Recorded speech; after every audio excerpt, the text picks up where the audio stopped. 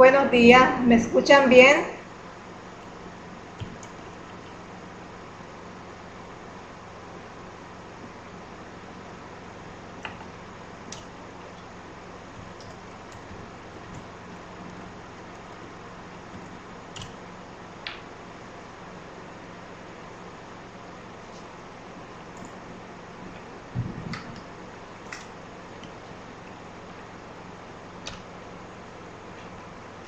Listo, listo. Ya.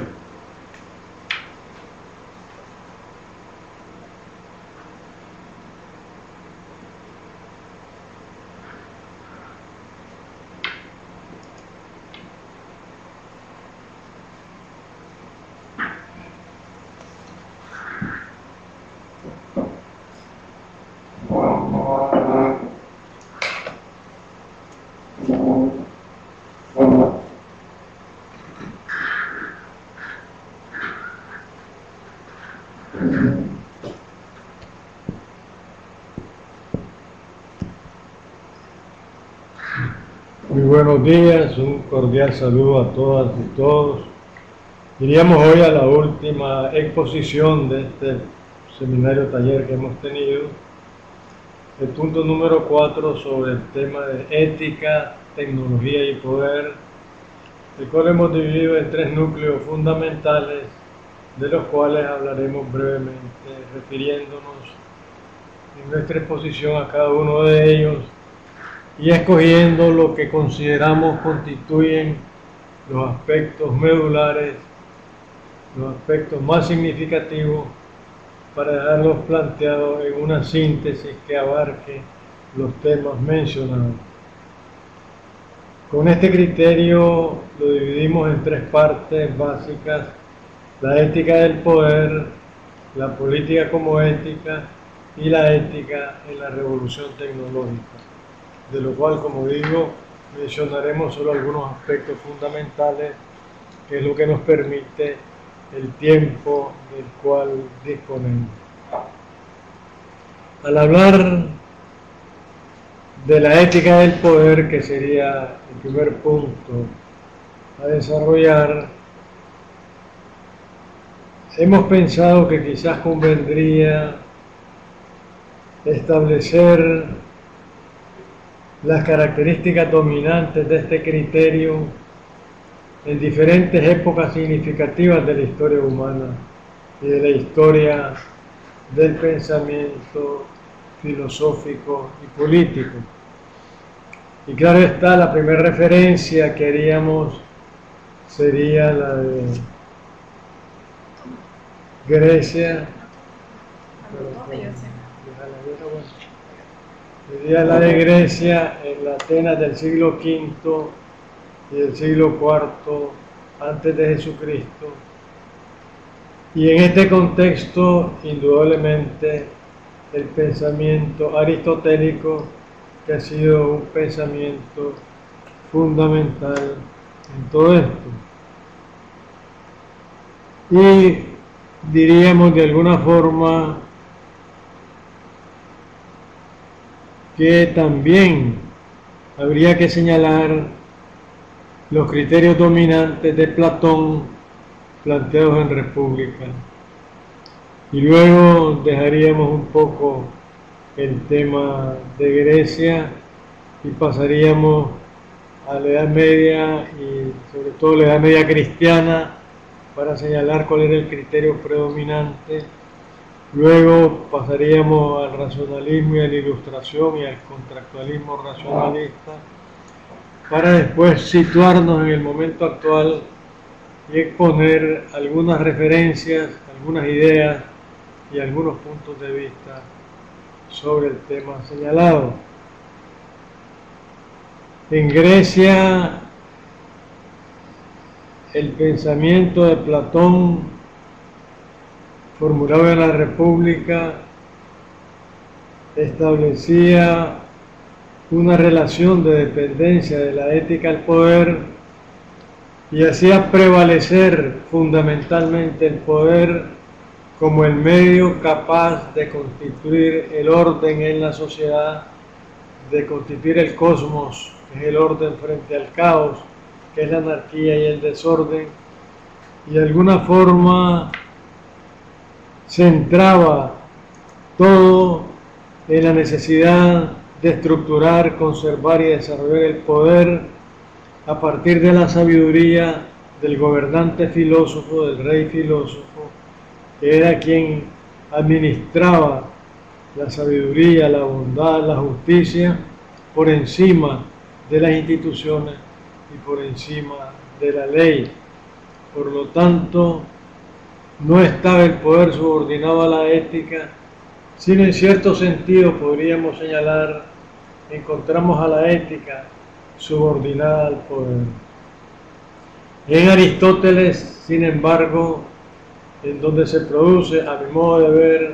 una transformación cualitativa profunda, porque de alguna manera en los distintos textos aristotélicos se reafirma la identidad entre la ética y el poder, la identidad complementaria, digámoslo así, entre la ética y la política, entre la ética, la política y el poder, en el sentido en que tanto la ética como la política se configuran teniendo parte del otro. No hay etos sin polis, no hay ética sin política, tampoco hay polis sin etos, no hay política sin ética, y ambas de alguna manera se configuran interactivamente, se configuran integrándose la una en la otra y viceversa. Aristóteles nos dice que la política y dentro de ella el poder no es otra cosa que una forma de aplicación y desarrollo de la ética. Y hay que recordar que en su obra La Política y en su otra obra La Ética, Nicómaco, de alguna manera define el bien como una finalidad común de la ética y la política. Recordemos cuando define la política como el arte del bien común y cuando de alguna forma configura el concepto de la ética diciendo que es el conjunto de valores y principios sociales que norman la conducta individual y colectiva y que tiene por objeto y por finalidad la felicidad, que es el bien. Es decir, tanto la política, que tiende al bien común, como la ética, que busca la felicidad a través del bien, coinciden en un objetivo que es común a ambos y que es el bien, lo cual le da, sin duda alguna, en el pensamiento aristotélico, principalmente, señalábamos, el expresado en su obra La Política y en su Ética Nicómaco o Ética Nicomaquea, una referencia común que les confiere identidad complementaria, que les confiere una necesaria integración recíproca, necesaria para que cada una de ellas pueda definirse y pueda configurarse en su propia identidad. Indudablemente esto cambia completamente con el cristianismo y con la Edad Media, en donde resalta la potestad divina, el derecho natural cristiano, el naturalismo cristiano, como la fuente de la ética y de la política y del poder. El poder proviene de la potestad divina a través de la institución representante de esa potestad, que es la Iglesia, y de alguna manera esto va a caracterizar la relación entre la ética y el poder, entre la ética y la política, desde el punto de vista y desde la perspectiva de la Iglesia, y que es la subordinación del poder y de la política y de la ética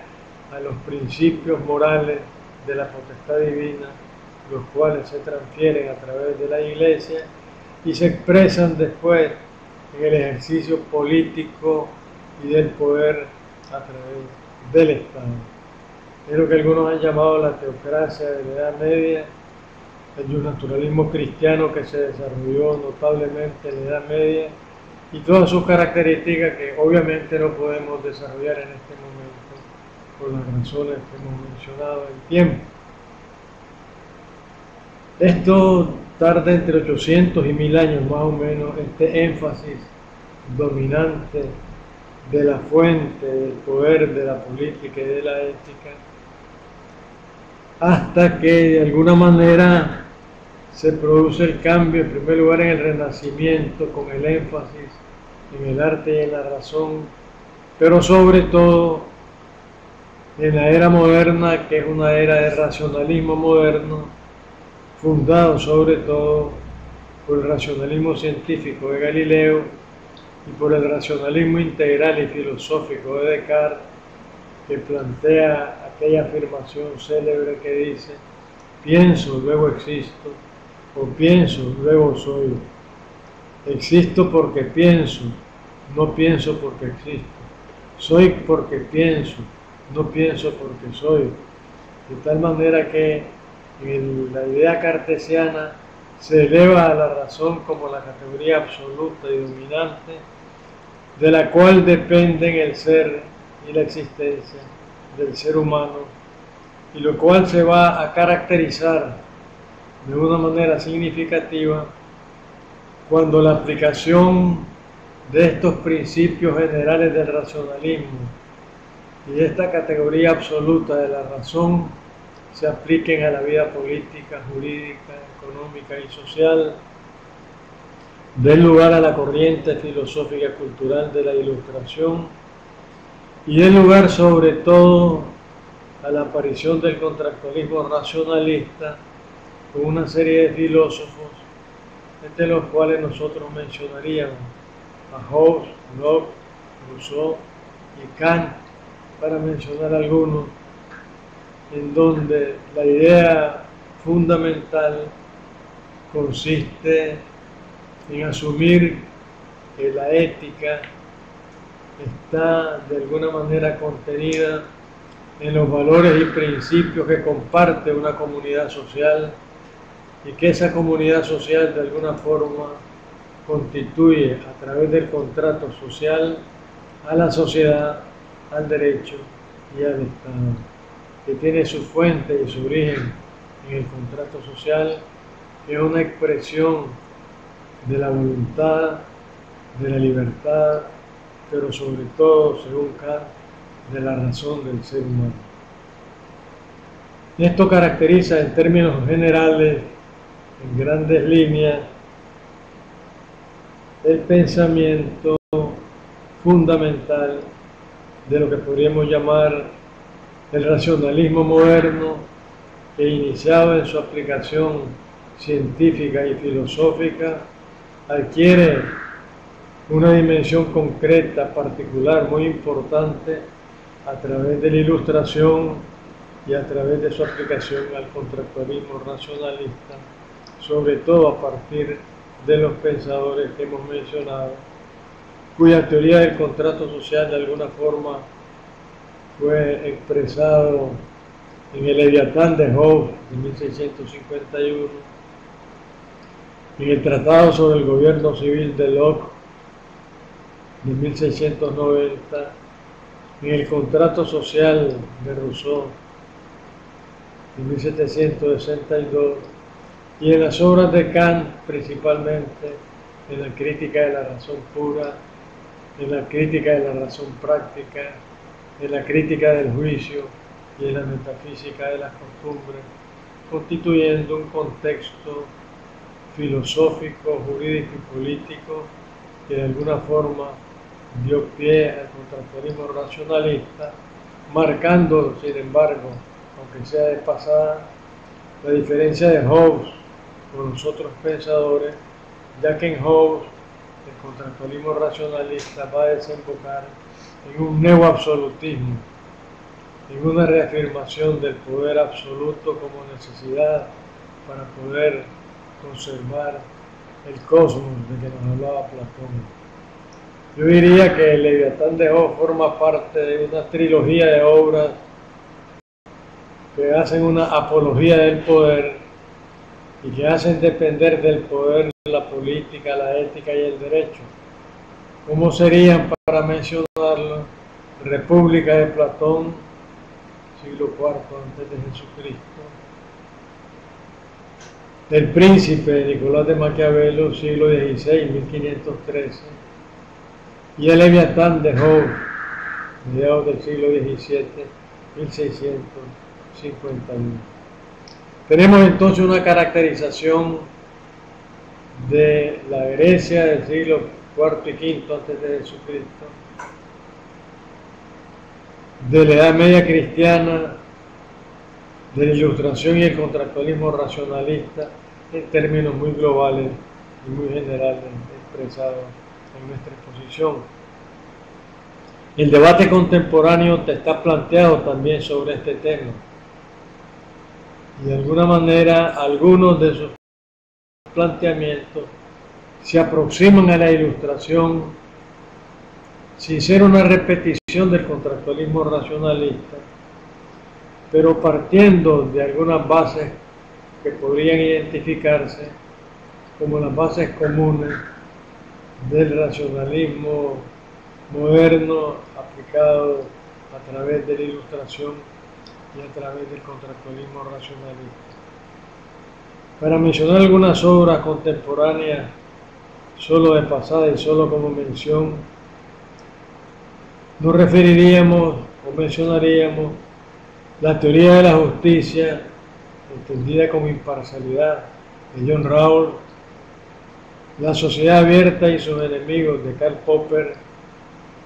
la razón política y democracia, también de Karl Popper, en las cuales se plantean temas fundamentales relacionados con la justicia, la ética, la política y el poder.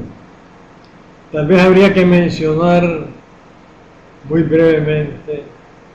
el planteamiento fundamental de Popper, que de alguna manera constituye la base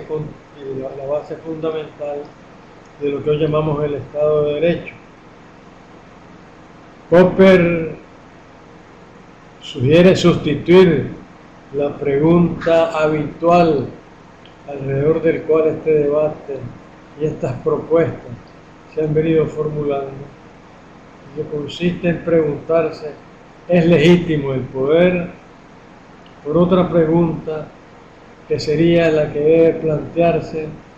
para tratar de encontrar en la respuesta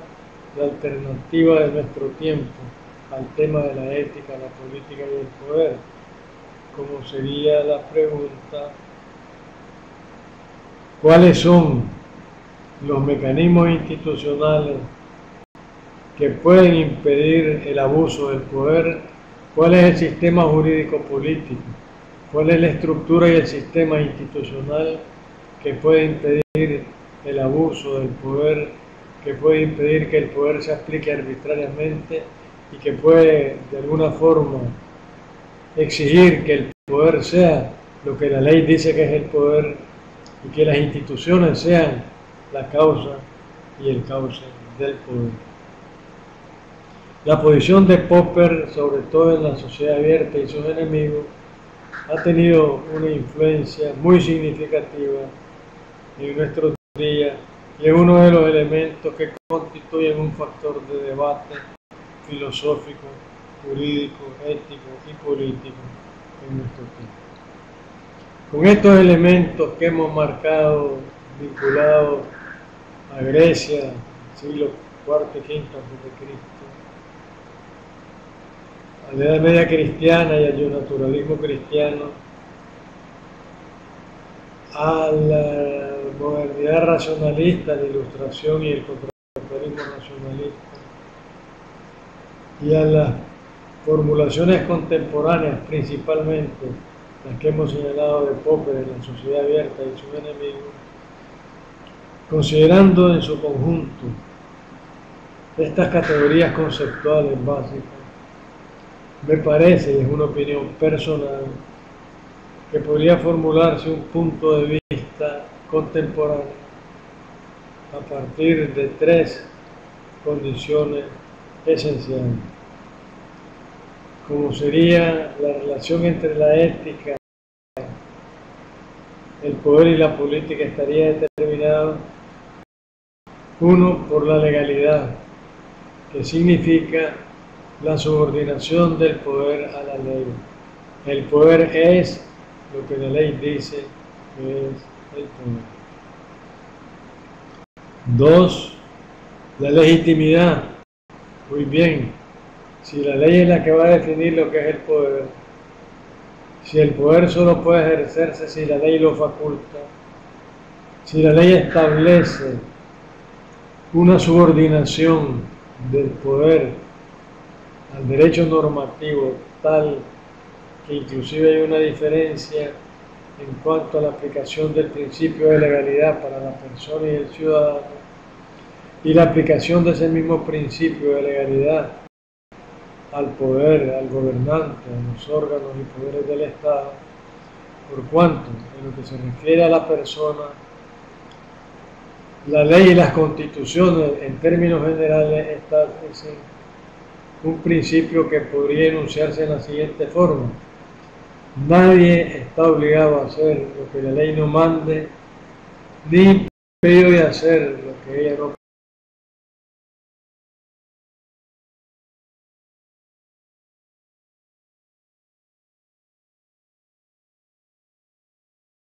prohíbe. Lo que no está prohibido está permitido. Eso para el ciudadano, para la persona, para el sujeto. Pero para el poder, para el Estado, para los poderes del Estado, para los órganos jurídicos institucionales, el mandato es más riguroso todavía.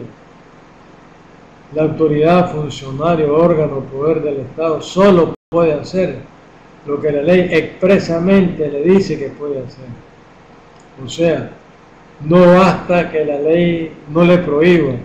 sino que es necesario que la ley le autorice explícitamente qué es lo que puede hacer. En caso contrario, estaría violentando el principio de legalidad.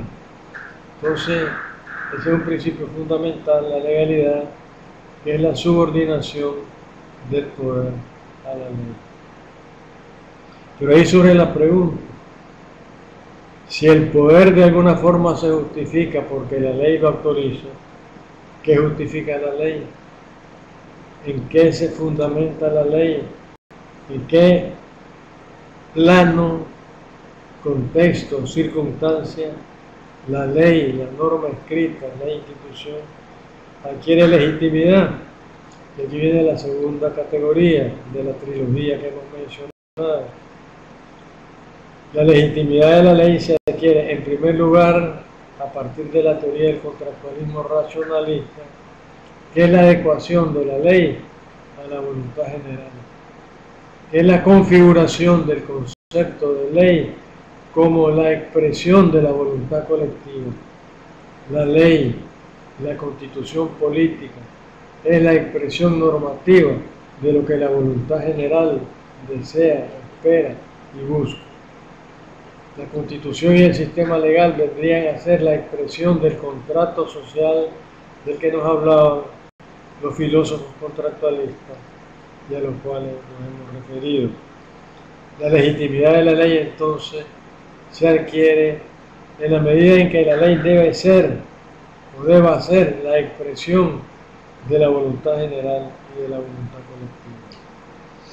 Pero esa voluntad general y esa voluntad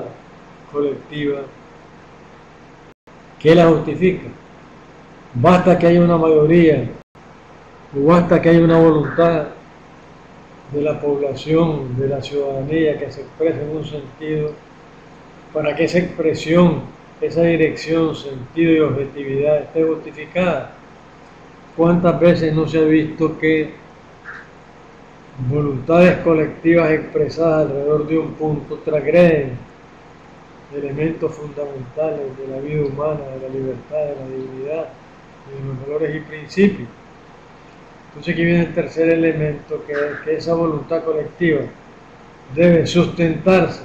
en los valores y principios que fundan el ethos, es decir, debe apoyarse en la ética. En el momento actual podríamos decir la voluntad colectiva debe estar respaldada, debe estar sustentada y debe estar fundamentada en los derechos humanos, que constituyen la filosofía moral de nuestro tiempo, que constituyen la ética del presente. O sea que nosotros, después del análisis de esos momentos básicos de Grecia, del naturalismo cristiano en la Edad Media, del racionalismo moderno, la ilustración y el contractualismo racionalista, y de las ideas fundamentales de Raúl, de Popper y de otros autores contemporáneos, pensamos que esa trilogía que acabamos de mencionar es imprescindible para poder encontrar la legalidad y la legitimidad de la ética, del poder y de la política. La legalidad como subordinación del poder a la ley, la legitimidad como adecuación de la ley a la voluntad general y la fundamentación de esa voluntad general en el ethos de los valores y principios que constituyen hoy los derechos humanos. Sobre el primer punto de la ética del poder, estos serían los aspectos principales en los cuales lo hemos extendido un poco. Y está relacionado y está configurado, cualitativamente integrado con el siguiente punto, que es la consideración de la política como ética. Y que también tenemos que hacer la referencia que hicimos en el punto anterior a el pensamiento aristotélico,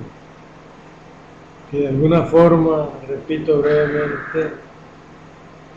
se identificó el ethos con la poli y la ética con la política, que de alguna manera estableció el bien común, como la política es el arte del bien común, y el bien como el objetivo de la ética, estableciendo esa indisociable unidad a la que nos hemos referido, y de alguna manera estableciendo la conexión indisoluble entre ética y política, la cual ha dominado en términos teóricos y filosóficos al menos la conceptuación de lo que es la ética y de lo que es la política. Habiendo tenido una confrontación radical y una ruptura con esta idea en el pensamiento de Maquiavelo, en los discursos en sus reflexiones sobre los discursos de Tito Livio, pero sobre todo en su obra El Príncipe, escrita en la Florencia del siglo XVI, la Florencia de los Médicis, en el año de 1513, en la cual obra rompe de manera radical con los principios que hemos analizado, formulado por Aristóteles en sus obras La Política y la Ética a Nicómaco. Maquiavelo plantea la separación entre la ética y la política. Una cosa es la ética y otra cosa es la política.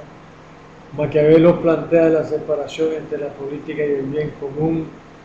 por cuanto para él la política no es tanto el arte del bien común como el arte del poder, y de alguna forma en El Príncipe centra el objetivo esencial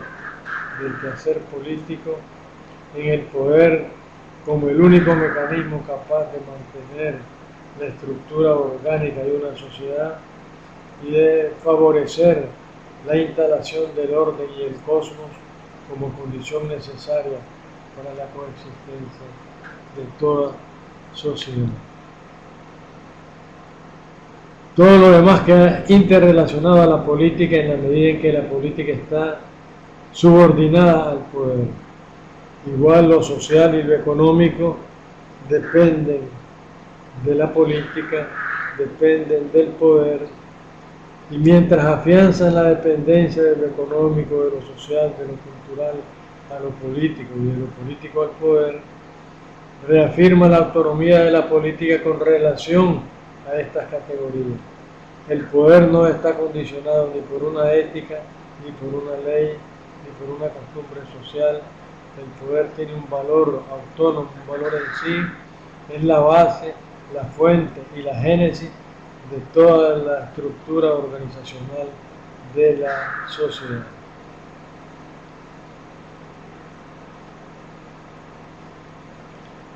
Desde este punto de vista, en el momento actual se plantean las características de la discusión y el debate que hemos analizado al analizar el punto anterior, pero de ese debate resultan algunos temas que podríamos considerar temas generales comunes a la búsqueda de una configuración conceptual sobre la ética, la política y el poder. De alguna forma se reafirma la teoría aristotélica de la política como arte del bien común y de alguna manera se produce una reafirmación del bien común como fin último, del ejercicio político y del ejercicio del poder. El poder solo se justifica si se ejerce para realizar el bien de la colectividad. La política todo no tiene sentido si se le entiende como el arte del bien común, tal como nos la describía Aristóteles. De tal manera que este es un elemento que resurge y se reafirma en el debate contemporáneo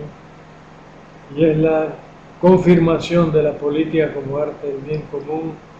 y del poder como un mecanismo para obtener el bien, que es su finalidad moral, que es su finalidad ética. Otro elemento que se reafirma en el debate contemporáneo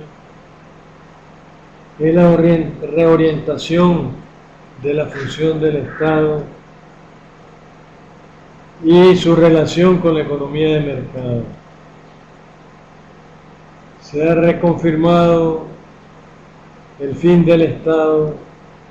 como la organización jurídica y política de la sociedad y de la nación, y como la organización a través del cual se pone en práctica la voluntad colectiva que se expresa en la Constitución y en las leyes, que es el contrato social, y que obtiene su posibilidad de realización en la medida en que hay un aparato institucional, un aparato estructurado institucionalmente para hacer que la ley, que es la voluntad colectiva, se cumpla y se respete la voluntad general a través de esa función básica del Estado, que es hacer cumplir la voluntad general, haciendo cumplir la ley, que es su expresión, y asumiendo la economía de mercado como un ejercicio de la libertad, pero no como un ejercicio total y absoluto, tal como lo concibió las teorías del llamado neoliberalismo, las teorías de la globalización y las teorías del capitalismo corporativo transnacional, que de alguna manera han entrado en una cierta forma de crisis, tanto en el aspecto teórico-conceptual como en el aspecto práctico. Otro elemento que habría que destacar del momento actual se refiere al fortalecimiento de la sociedad civil. La constitución, organización y configuración de la entidad comunitaria del ser humano en comunidad se reafirma mediante la reafirmación del medio natural, que es la sociedad civil. Y se reafirman también las ideas expresadas en Grecia en la Atenas del siglo V y IV a.C., de la relación indisociable que hay entre la persona y la sociedad. Todo ser individual lo es porque es un ser social. Aristóteles lo dijo en una frase que parece muy dura, expresada actualmente, cuando dijo el hombre es un animal político. Lo que quiere afirmar es que el ser humano es un ser no solo biológico natural, sino que es también esencialmente un ser social. Y es lo social, lo político, lo que le confiere esa naturaleza humana, esa condición esencial del ser humano. Entonces, el fortalecimiento de la sociedad civil se liga con otro aspecto que resalta en el debate contemporáneo, que es la recuperación del sujeto. El Estado, el derecho, el poder, la política tienen como propósito esencial en el debate actual recuperar la identidad del sujeto y de la persona, reorientar sus objetivos y sus fines a la defensa de los derechos humanos y a la defensa y reafirmación de las características fundamentales que protegen y desarrollan esa condición humana, y al reafirmar el fin del poder, del derecho y de la política y de la ética como la recuperación del sujeto, está reafirmando también lo esencial de la sociedad civil, ya que se afirma que el sujeto individual, que el ciudadano, que la persona, que esa entidad que se recupera como fin fundamental del quehacer ético, político, jurídico y social, es eminentemente social. El sujeto individual es individual en la medida en que es social y por lo tanto la reafirmación del sujeto conlleva necesariamente el fortalecimiento de la sociedad civil. Y los otros elementos solo los menciono, sería propiciar un proceso de concertación nacional, tratar de elaborar una estrategia de concertación nacional que pueda servir también de base para una estrategia regional y buscar consenso sobre puntos fundamentales de la política nacional que fortalezcan al sujeto y que fortalezcan a la sociedad civil. La última reflexión en los últimos minutos que nos quedan es sobre la ética en la revolución tecnológica. Y completaríamos la trilogía de temas que hemos mencionado, entre los cuales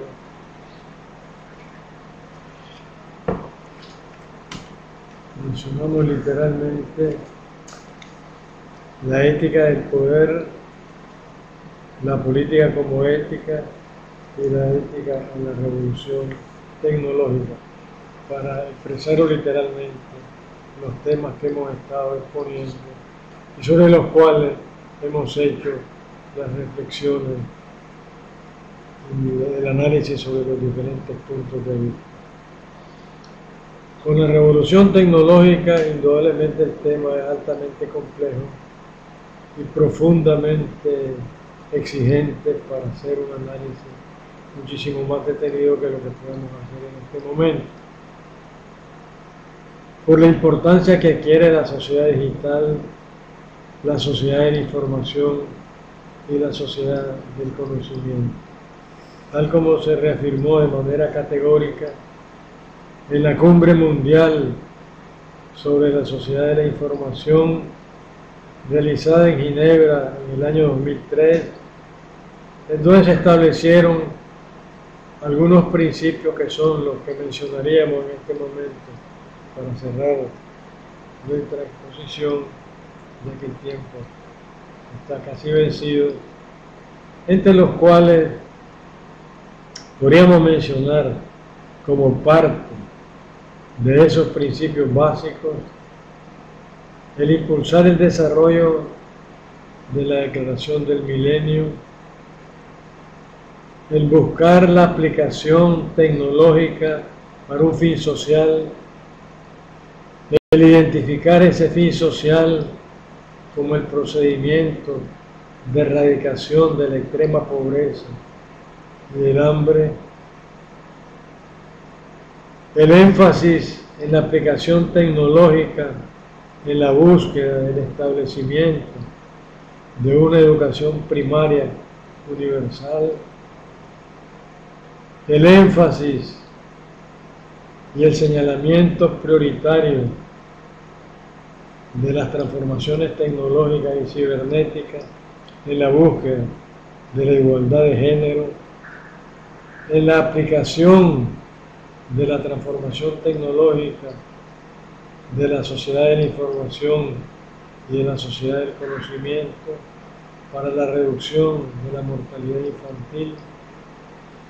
en la aplicación de la sociedad de la información y la sociedad del conocimiento, en la realización de la sociedad digital para alcanzar los términos, objetivos y finalidades de eso que se ha denominado el desarrollo humano sostenible y al cual nos referimos en nuestra primera exposición de las 4 que hemos hecho en este foro debate, en este foro taller. La información y el conocimiento constituyen pues un bien público. Como podemos ver, la Cumbre Mundial de Ginebra del 2003 reorienta todo el ser y hacer de la actividad tecnológica hacia los fines humanos y sociales. Todo va orientado a combatir la miseria, la extrema pobreza, el hambre, a fortalecer y ampliar de manera universal la educación primaria, a establecer la igualdad de género, a reducir la mortalidad infantil, a alcanzar el desarrollo humano sostenible. Todos son fines humanos y sociales. Por lo tanto, lo que está definiéndose es una ética regulatoria de lo que es la transformación tecnológica, la sociedad digital, la sociedad de la información y la sociedad del conocimiento. Por cuanto la información y el conocimiento constituyen un bien público, por cuanto no es posible una democracia real ni una democracia política sin una democracia digital. En la medida en que se considera la tecnología de la información y la comunicación, los llamados TIC, como un medio necesario para realizar la ética del desarrollo humano sostenible, recordando y reafirmando que los valores del desarrollo humano sostenible son igualdad, solidaridad, tolerancia, respeto a la naturaleza, respeto a la diferencia, reconocimiento del otro y la reafirmación categórica de que el sujeto esencial del desarrollo es el ser humano y la sociedad considerado en su dignidad integral. Se trata pues de la configuración y de la propuesta de una ética para regular universalmente el uso de la tecnología y evitar que los medios se transformen en fines y que los instrumentos tecnológicos sustituyan al ser humano. Estas serían pues nuestras reflexiones de esta última exposición sobre los temas de la ética y el poder, de la ética y la política y de la ética en la revolución industrial. Al despedirme de ustedes quiero darles un saludo muy cordial, muy afectuoso y decirles que ha sido pues realmente muy satisfactorio el poder compartir con ustedes esta exposición. Muchísimas gracias y espero cualquier comentario, cualquier expresión de puntos de vista afirmativos o diferentes, pero que de alguna manera encierren las perspectivas de lo que ustedes consideran fundamental. Muchas gracias y hasta pronto.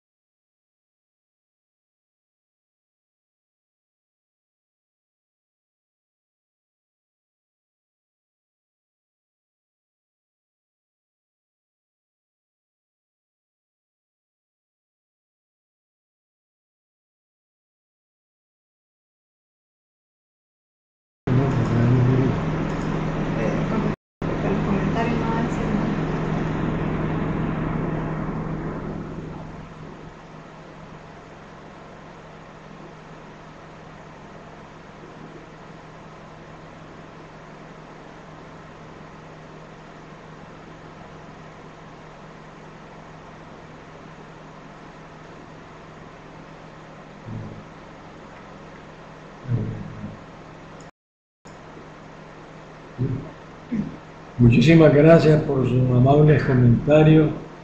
Les deseo lo mejor, muchos éxitos en su trabajo, en sus labores académicas y en todo. Muchas gracias y lo mejor para todos ustedes.